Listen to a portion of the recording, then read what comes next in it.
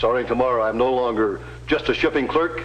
I'm chairman of the board. And it's all because of Freaking.com.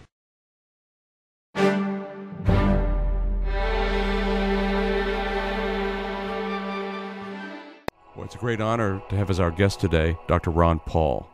Ron Paul, who for more than 30 years has been teaching Americans the truths about international peace, about free markets, about sound money, about sound banking, about the Constitution, about the kind of country that this originally was and maybe could be again if we would listen to him. But today, Ron, among other things, is the prophet of this panic and this crash. It was Ron Paul who has been saying for many years exactly what the Fannie and Freddie operation would bring about, has been talking about the Federal Reserve, about all the bailouts. And now, Ron, I hope all the other congressmen, and I hope Ben Bernanke is calling you up and saying, what should we do? Not yet. Some days I wish some of these things didn't come to pass, because yesterday I was on one of the interview shows and they asked me, does it look like this is the end? And unfortunately, I told them they were doing the wrong things and they're prolonging the agony. It's going to last longer. So I sort of hope I'm wrong on that, but that's sort of my immediate assessment of what's going on today.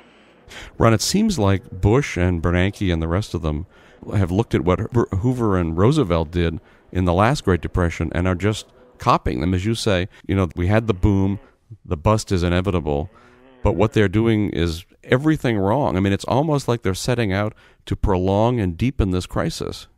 Absolutely. And one of the significant books that I've read over the years in understanding the Depression was, of course, Murray's book on the Great Depression, and how everything they did was wrong and it prolonged it.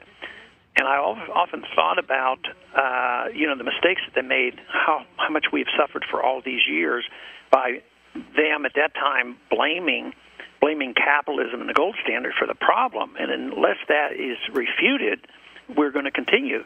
I think we're doing a pretty good job, and with your institute, everybody's doing much better in their learning.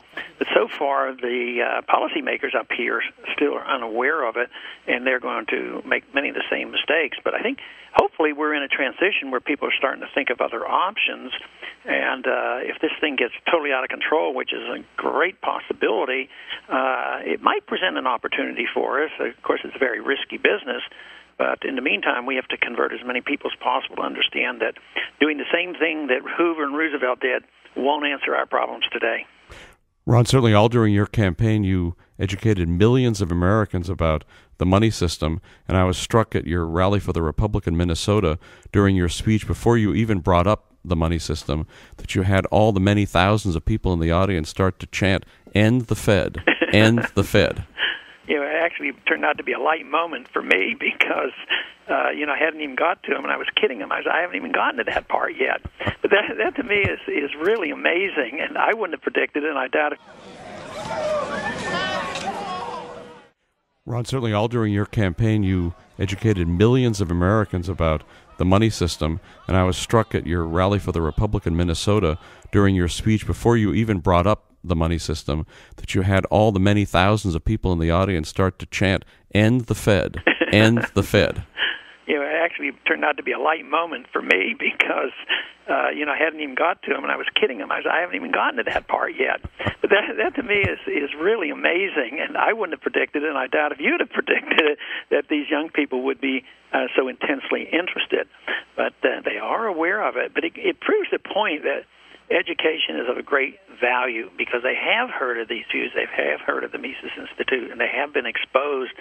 So this to me is progress. And the big question is do we have enough time to have a transition that is nonviolent, or are we going to have a breakdown of our civil structure and domestically have serious problems? But the one.